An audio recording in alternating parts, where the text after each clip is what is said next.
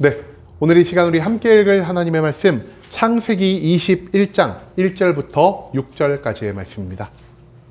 구약 성경 26페이지 창세기 21장 1절부터 6절까지의 말씀 여러분들을 대표해 제가 읽도록 하겠습니다. 창세기 21장 1절 말씀부터 계속해 읽어나가도록 하겠습니다. 여호와께서 말씀하신 대로 사라를 돌보셨고 여호와께서 말씀하신 대로 사라에게 행하셨으므로 사라가 임신하고 하나님이 말씀하신 시기가 되어 노년의 아브라함에게 아들을 낳으니 아브라함이 그에게 태어난 아들 곧 사라가 자기에게 낳은 아들을 이름하여 이삭이라 하였고 그 아들 이삭이 난 지 8일 만에 그가 하나님이 명령하신 대로 할례를 행하였더라. 아브라함이 그의 아들 이삭이 그에게 태어날 때에 100세라. 사라가 이르되 하나님이 나를 웃게 하시니 듣는 자가 다 나와 함께 웃으리로다. 아멘. 오늘 이 시간 우리는 기다림이 만든 기쁨이라는 제목을 갖고 오늘 우리가 읽은 하나님의 말씀 함께 나누는 시간 갖도록 하겠습니다. 여러분 오늘 이 말씀 굉장히 많이 드리는 것 같습니다. 우리는 지금 추수감사주일을 맞아서 하나님 앞에 예배를 올려드리고 있습니다. 여러분 그런데요, 이 추수감사주일 뭐 하는 날인지 정확히 알고 계시나요? 우리가 흔히 알고 있는 추수감사주일 뭐죠? 1년에 한 번 돌아오는 거. 그리고 다른 교회 가보면 추수감사절에 이 앞에 뭐가 쫙 깔려있죠? 뭐 호박, 과일, 뭔가 풍성해 보이는 그런 것들이 이렇게 깔려있는 이런 날만을 우리가 단순히 추수감사주일로 생각하고 있는 것 같습니다. 그런데요, 성경 속에 찾아보면요, 이 추수감사주일이라는 것이 정확히 등장하고 있을까요? 성경 그 어디를 찾아봐도요, 추수감사주일이라고 불려진 이 절기는 존재하지 않고 있습니다. 그럼에도 불구하고 우리가 이 추수감사절기를 지키는 이유 무엇일까요? 첫 번째로 추수감사주일은 없었지만 우리가 몇 주 전에 말씀을 나눴죠. 이스라엘에는 어떤 절기가 있었을까요? 장막절의 절기가 있었습니다. 추수를 모두 끝내기 전 이미 일부분을 추수한 다음에 마치 광야 생활을 하는 것처럼 장막을 치고 그곳에서 일주일간 머무르며 하나님이 우리에게 주신 추수한 작물을 가지고 하나님께 감사와 영광을 올려드리는 이 시기를 우리가 장막절이라 부르고 있습니다. 그런데요, 이 장막절의 전통을 누가 또 지켰을까요? 여러분, 미국에 처음 건너간 사람들이 누구였죠? 미국에 건너가서 자리를 잡은 사람들. 그죠? 우리가 흔히 알고 있는 청교도들이었다라고 합니다. 이 청교도들이요, 영국을 떠나서 이제 미국 새로운 신대륙에 자리를 잡으면서 그 신대륙에서 정말 많은 사람이요, 우리가 알지 못하는 질병으로 인해 그리고 고된 항해로 인해 죽음을 맞이했다라고 합니다. 하지만 남은 자들은 거기서 농사를 지었고요, 그 농사가 하나님의 풍성함으로 다가왔을 때 한 해간 우리를 지키고 보호하시며 이 자리에서 생존하게 하시고 다른 무엇보다 우리의 농사에 대한 결실을 허락해 주신 하나님께 감사와 영광을 올리기 위해 이 청교도들이 어떤 절기를 만들었냐? 바로 우리가 지금 예배드리는 추수감사주일의 절기를 만들었다는 것입니다. 한마디로 우리는 이 장막절의 전통을 따라 그리고 청교도들이 완성한 추수감사주일의 전통에 따라 지금 이 자리에서 하나님께 추수감사주일 예배를 올리고 있다는 것입니다. 여러분 그런데요, 이 추수감사주일의 가장 핵심적인 가치 혹시 뭔지 알고 계십니까? 우리 그동안 못 보던 현수막이 뒤에 오랜만에 걸렸죠? 현수막에 뭐라고 써있죠? 제가 이렇게 키가 커서 잘 안 보이시죠? 그래서 제가 여기에 이렇게 또 만들어 놨습니다. 추수감사절의 두 가지의 가치는 무엇이냐? 첫 번째, 하나님이 우리에게 주시는 넘치는 은혜고요, 두 번째, 우리가 하나님께 올려드리는 풍성한 감사라는 것입니다. 한마디로 하나님의 넘치는 은혜와 우리의 풍성한 넘치는 감사가 겹쳐지는 이 시기를 우리가 추수감사주일 예배로 부르고 있다는 것이죠. 그래서 우리는요, 오늘 하나님의 말씀을 통해서 우리에게 넘치는 은혜를 부어주시는 하나님을 발견해 그 은혜에 풍성한 감사를 올려드리고자 합니다.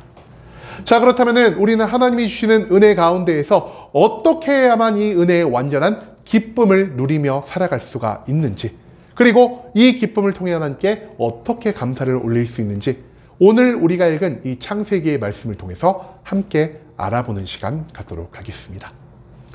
오늘 본문 말씀 우리에게 너무나 익숙한 말씀입니다. 우리가 잘 알고 있는 믿음의 조상 아브라함이 지금 어떤 상황에 놓였죠? 100살이 되어서 처음 자기와 사라에서 낳은 아들을 얻게 되었다라는 것입니다. 여러분, 그런데 이 아브라함 어떤 사람이었죠? 우리가 지도를 한번 다시 좀 볼까요? 이 지도 좀 익숙하십니까 이제? 옛날에 아브라함이 어디에 살았을까요? 갈대아 우르에 살다가 그 다음에 어디로 이동했죠? 제가 이 빨간 네모칸 하란이라는 지역으로 이동해서 그곳에서 오랫동안 자신의 인생을 보냈습니다. 그런데 하란에서 살고 있던 아브라함, 이 75세의 늙은 나이가 된 아브라함에게 누가 나타나셨습니까? 하나님이 갑자기 뿅 하고 나타나셨습니다. 그리고 그 하나님이 아브라함에게 어떤 약속을 하셨죠? 아브라함아, 너가 나의 명령에 따라서 이 하란이 아니라 너에게 전혀 익숙하지 않은 가나안 땅으로 이동한다면 내가 너에게 씨의 약속과 땅의 약속과 복의 약속을 성취해 줄 것이다라는 약속의 말씀을 주셨다라는 것입니다. 여러분, 그런데 아브라함이 75살까지요 마음에 품고 있는 소망이 있었으나 이루어지지 않은 것이 한 가지 있었습니다. 그죠? 자기와 자기의 부인 사라 사이에서 아이가 단 한 명도 태어나지 않았다라는 것이죠. 그런데 갑자기 하나님이 나타나셔서 아브라함아, 내가 너와 사라 사이에서 아들을 낳게 해줄 것이다. 그리고 단순히 아들을 낳게 해주는 것만이 아니라 이 아들로부터 시작하여 너의 핏줄이 큰 민족을 이루게 될 것이다 라는 시의 약속을 선포하여 주셨다라는 것입니다. 이 말씀을 들었을 때 아브라함의 마음에 무엇이 생겼을까요? 그동안 아들이 없음으로 인해 한평생 슬픔과 절망 가운데 살아가던 아브라함이요, 하나님의 이 약속 가운데에서 새로운 희망을, 새로운 소망을 가질 수 있게 되었다라는 것입니다. 여러분, 여기 혹시 딱 75세 되신 분 계시나요?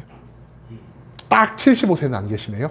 75세 상상을 해봅시다. 여러분들이요, 여태껏 살고 있던 이 만수동이나 이 지역을 떠나서 다른 나라로 이민을 해서 산다라고 생각을 해봅시다. 쉬운 결정일까요? 절대로 쉽지 않은 결정일 것입니다. 그럼에도 불구하고 아브라함은요, 이 75세라는 나이에 자기에게 정들었던, 자기에게 익숙했던 이 하란이라는 지역을 떠나서 자기가 도무지 경험해보지 못한, 내가 지금 사는 것보다 훨씬 더 척박하고 더 수준이 낮은 동네였던 이 가나안으로 들어가기를 선택하였다는 것입니다. 왜냐? 그곳에 가야 하나님이 나에게 약속하신 그 모든 일이 나의 삶 가운데에서 이루어질 수 있다는 이러한 생각을 가지고 있었기 때문이라는 것이죠. 그리고 하나님을 믿고 하나님의 인도에 따라 가나안을 들어온 아브라함은요, 그곳에서 결국 무엇을 얻게 되었다라고요? 아브라함이 그토록 원하던 것, 하나님이 그에게 그토록 약속하신 아브라함과 사라 사이에서 태어난 아들 이삭을 얻게 되었다는 것입니다. 여러분, 그런데 이 이삭을 낳았을 때 아브라함의 상황은 과연 어떠했을까요? 아브라함이 몇 살 때 하란을 떠나서 가나안으로 이동했다라고 말씀드렸죠? 75세. 75세였던 아브라함이요, 이제 100세가 되었습니다. 사라의 나이는 몇 살이었을까요? 사라는요, 아브라함보다 10살이 어렸습니다. 그래서 65세가 되던 나이에 하란을 떠나 가나안으로 이동을 했고요, 아이를 낳은 이 시점이 무려 90세가 되었다는 것입니다. 한마디로 아브라함이요, 하나님의 약속을 받고 그 약속이 성취되기까지 총 몇 년의 시간이 걸렸다라고요? 25년의 시간이 걸렸다는 것입니다. 여러분, 그런데 이 25년간 어떤 일이 있었을까요? 가장 먼저 우리가 주목해서 봐야 하는 건 무엇이냐? 사라가 몇 살이었다라고요? 65세의 나이에 가나안으로 출발해서 25년 동안 사라의 몸에 어떤 문제가 생겼을까요? 성경은요, 사라의 몸에 경수가 끊겼다, 한마디로 생리가 끊겼다라 말하고 있습니다. 여러분, 여자가 생리가 끊기면 어떤 일이 벌어지죠? 여자에게 더 이상 생식 능력이 존재하지 않게 된다는 것입니다. 즉, 이 25년의 기간 동안 사라의 생식 능력은 완전히 사라져버리게 되었습니다. 아브라함은 어떨까요? 아브라함은요, 이 가나안 땅에 들어온 다음 10년이 지나서 이스마엘이라는 아들을 얻을 수 있게 되었습니다. 그런데 이 아들을 낳은 이후에요, 무려 14년이라는 시간이 더 지나버렸습니다. 100세가 된 아브라함에게 생식 능력이 있었을까요? 생식 능력이요, 떨어졌을 거라는 사실을 우리는 충분히 추측해 볼 수 있다는 것이죠. 한마디로 100세가 되어 90세가 되어 생식 능력이 없는 남자와 생식 능력이 없는 여자가 만나서 그 사이에 무엇이 생겼다라고요? 아이가 태어났다는 것입니다. 여러분, 이게 인간의 능력으로 가능한 일일까요? 인간의 능력으로는요, 도무지 불가능한 일이고요, 이때보다 과학이 훨씬 더 발달한 지금도요, 일어날 수가 없는 일이라는 것입니다. 그렇기 때문에 이 일은 누구의 능력으로 이루어진 일입니까? 인간의 능력이 아니라 단순히 우연이나 행운이 아니라 오직 하나님의 전지전능한 능력으로 이루어진 일이라는 사실을 아브라함과 사라는 이 이삭이라는 아들을 통해서 깨달을 수 있게 되었다는 것입니다. 그리고 아브라함과 사라는요, 이 노년에 얻은 첫 번째 아들이자 유일한 아들인 이삭으로 인하여 인생 최고의 기쁨의 시기를 누릴 수가 있었다는 것이죠. 즉 하나님을 믿고 하나님의 때, 즉 25년이라는 시간을 오랫동안 기다림으로 하나님의 은혜를 경험한 아브라함의 이야기는요, 오늘 우리가 맞이한 이 추수감사 예배에 굉장히 어울리는 내용이라고도 볼 수 있다는 것이죠.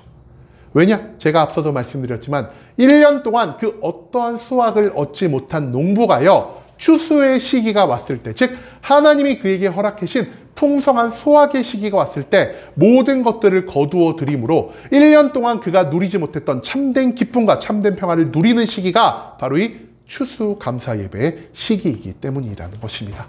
즉 농부가 느끼는 기쁨만큼 아브라함도 지금 무려 25년 만에 인생에서 가장 큰 기쁨을 누리고 있다는 것입니다.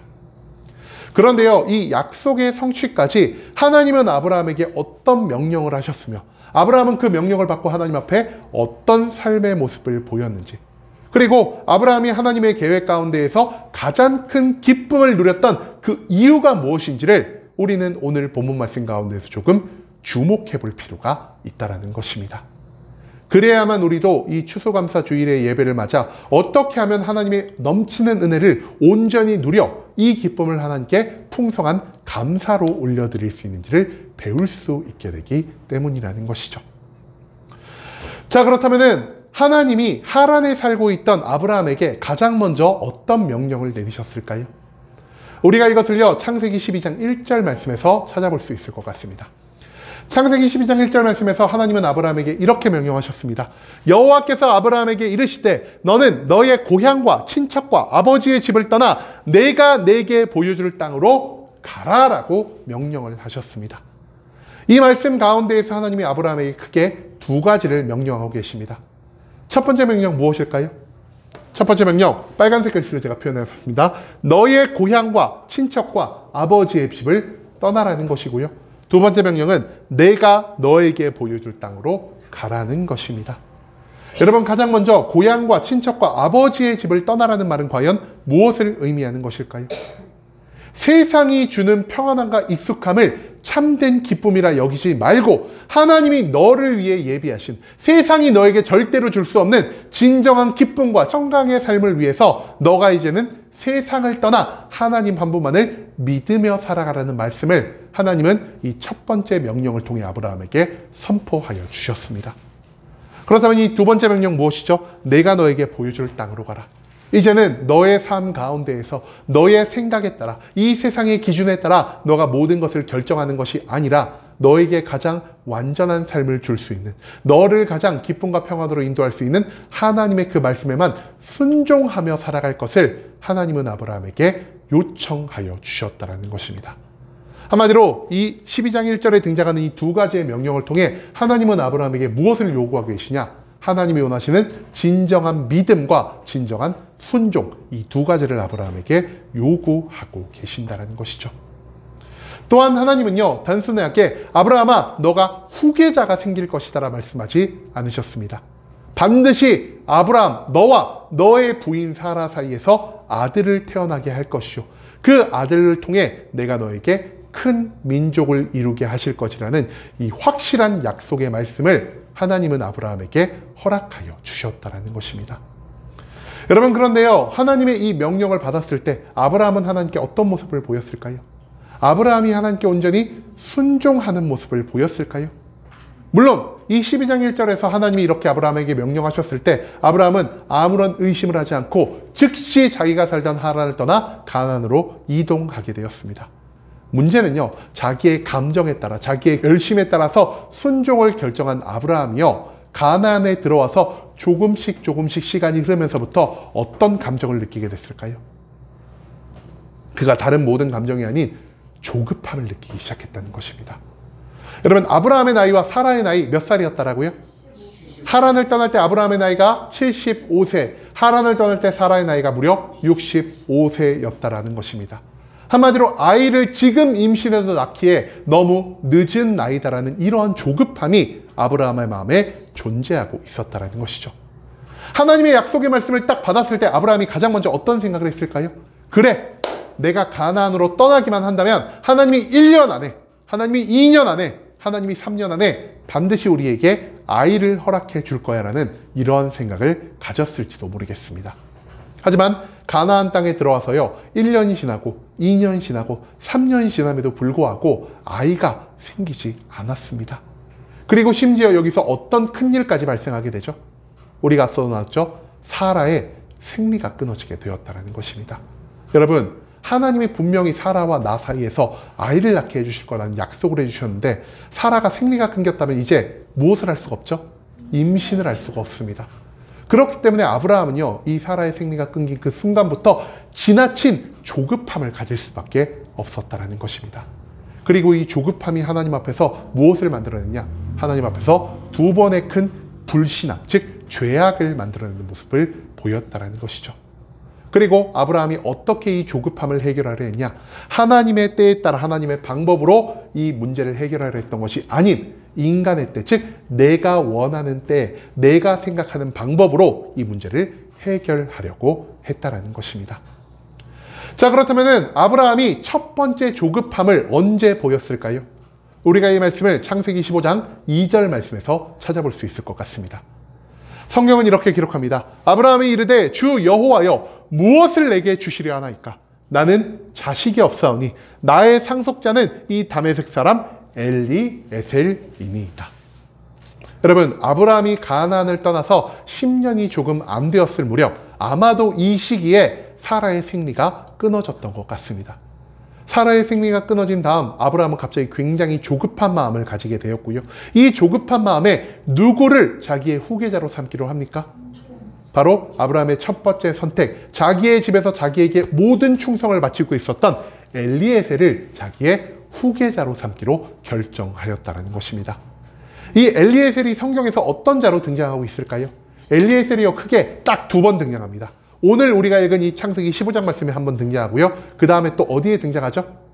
그죠? 나중에 이삭의 부인을 찾으러 하란 땅으로 돌아갔을 때 그때 다시 한번 등장하는 것이 바로 이 엘리에셀이라는 것입니다.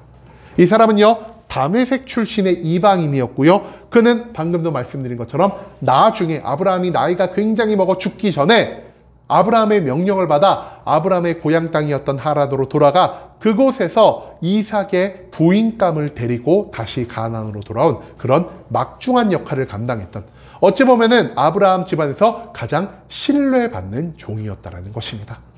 그리고 그 당시에만 신뢰받은 것이 아니라 지금 아브라함이 하나님께 말씀을 드린 이때 하나님, 제 상속자로 다메섹 사람 엘리에셀을 삼고 싶습니다라는 말을 했을 때에도 이 사람은요, 아브라함에게 충실히 오랫동안 충성을 보인 자라 할 수가 있다는 것입니다.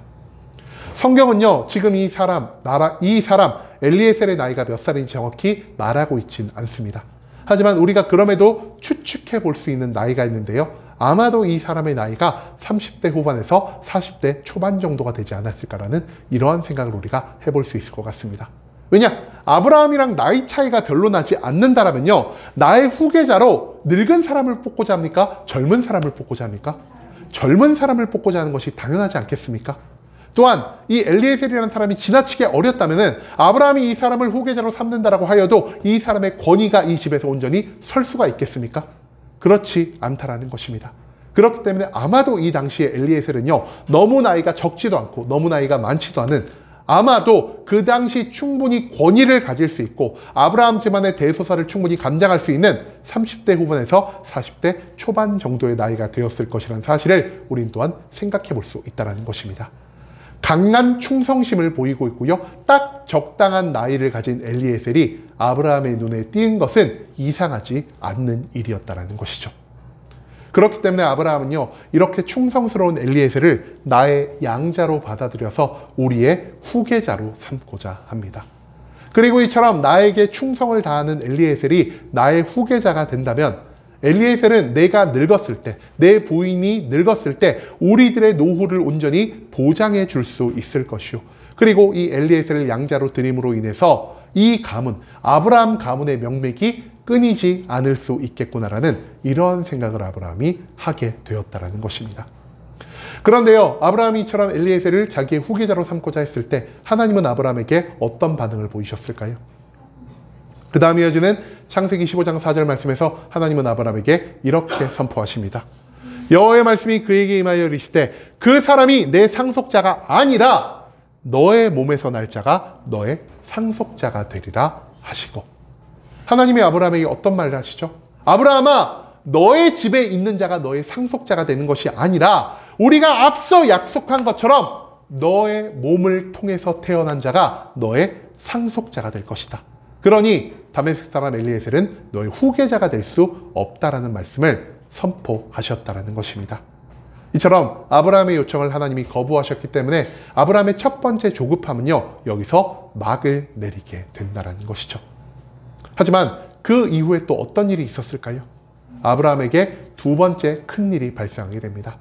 이 일은요, 아브라함이 가나안 땅에 들어와서 10년 차가 되었을 때 발생한 일입니다. 여러분, 아브라함에게 10년 차에 어떤 일이 있었을까요? 그죠? 하갈이라는 첩의 몸에서 이스마엘이라는 아들을 얻게 되었다는 것입니다.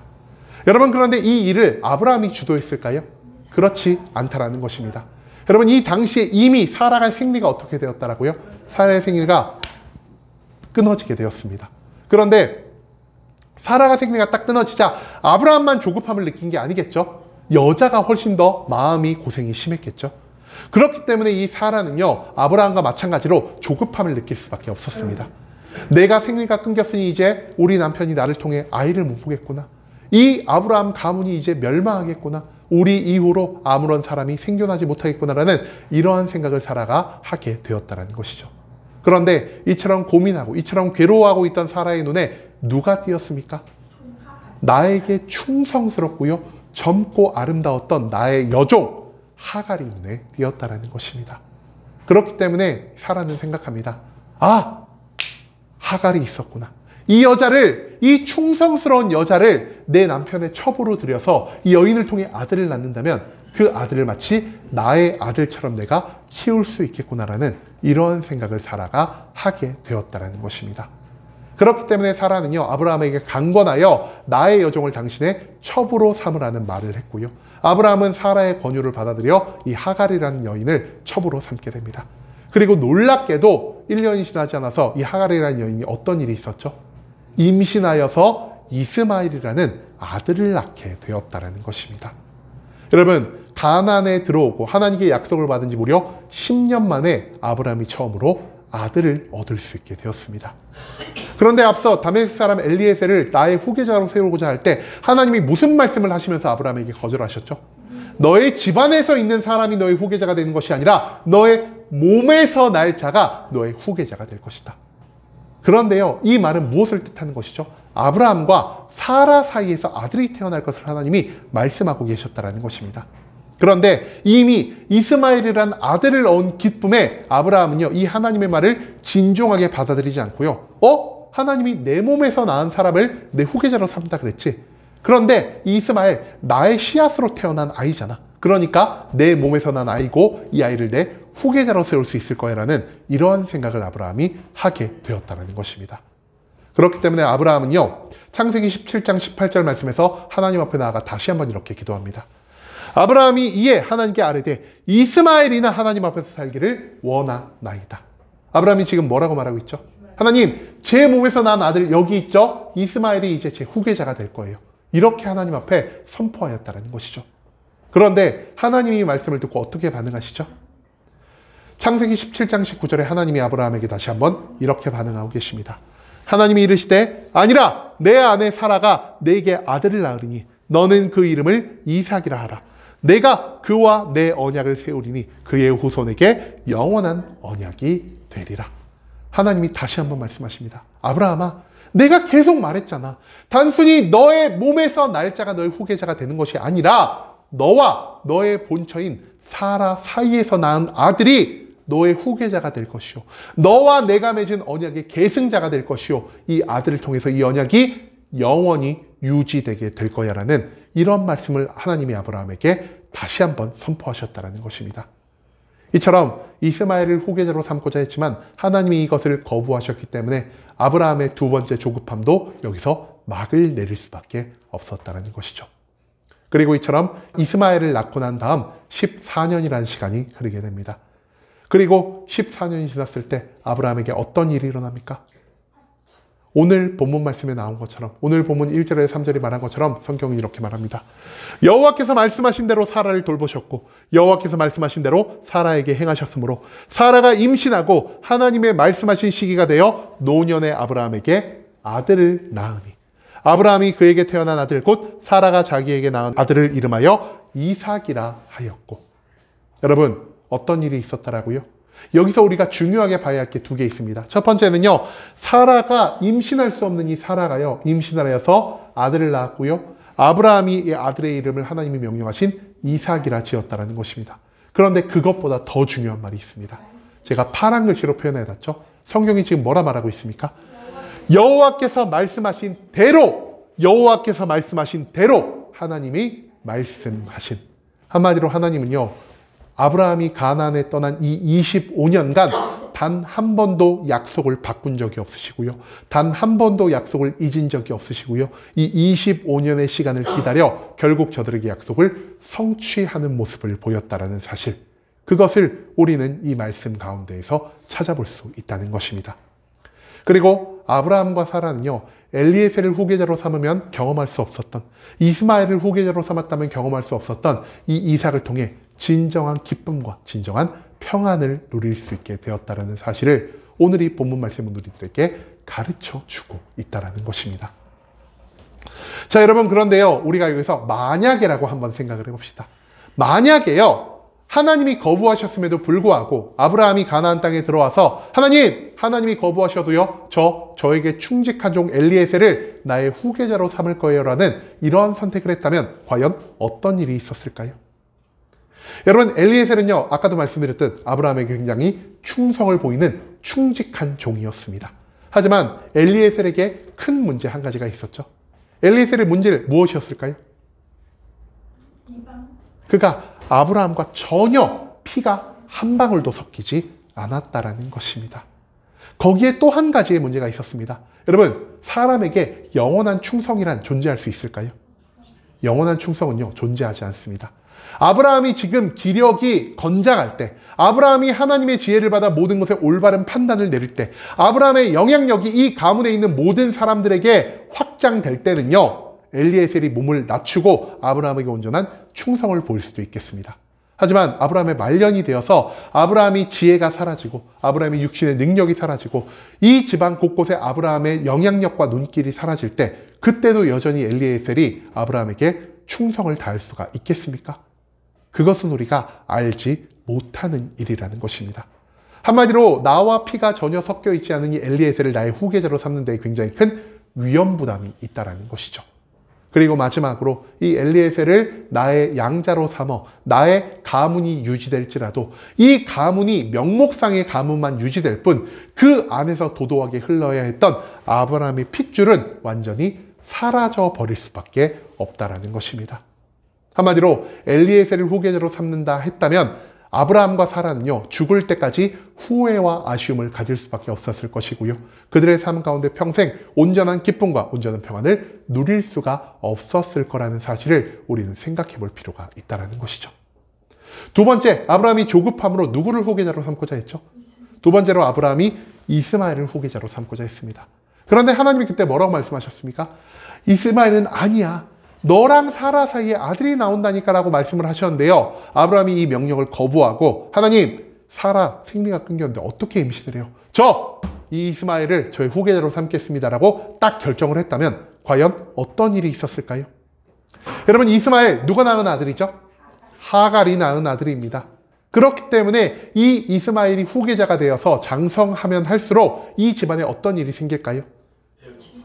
그동안 사라가 주관해오던 집안의 모든 내부 일을 이제 누가 주관하게 될까요? 후계자를 낳은 하갈이요, 이 집안의 영향력을 점점 더 키울 수밖에 없다라는 것입니다.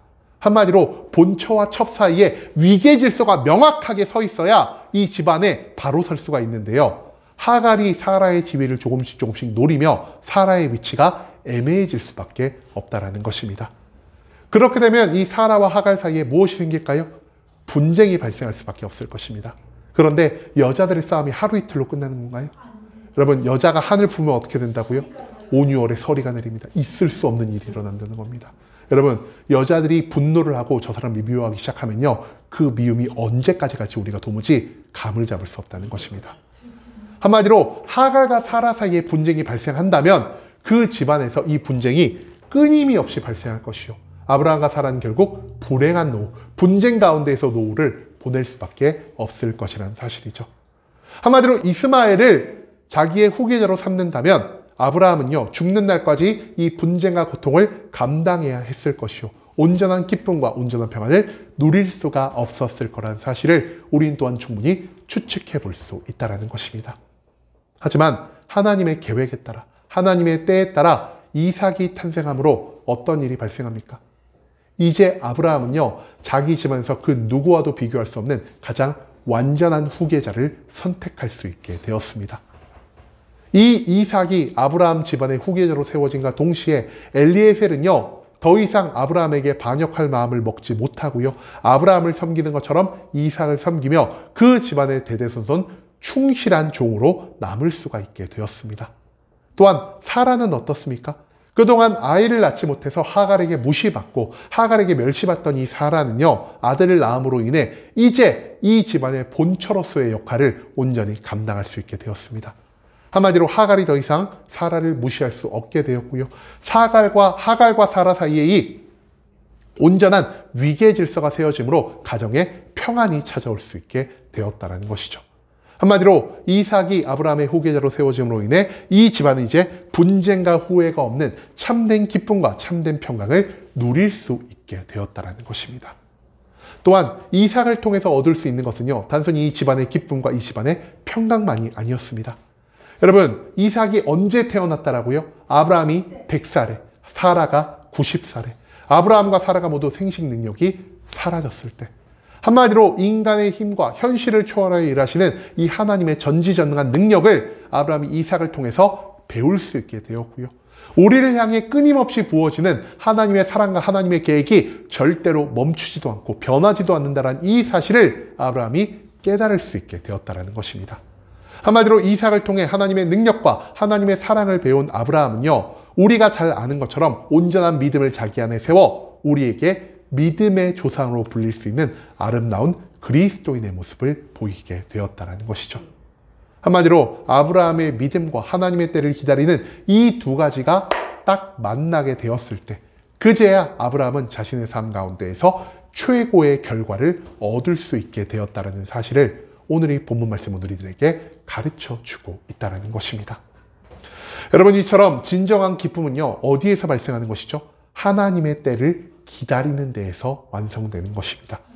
하나님은 우리를 사랑하시고요, 하나님은 우리에게 좋은 것을 주기를 원하시며 우리를 위한 모든 축복의 말씀을 성경과 기도와 찬양의 모든 가사 가운데 이미 예비해 놓으셨습니다. 하지만 여기서 우리에게 더욱더 필요한 것은 무엇이죠? 하나님의 약속을 온전히 믿는 믿음이 필요하고요, 하나님의 때와 하나님의 장소와 하나님의 방법이 올 때까지 우리가 그 시기를 오래 참고 인내하며 기다리는 이 인고의 시간이 필요하다는 것입니다.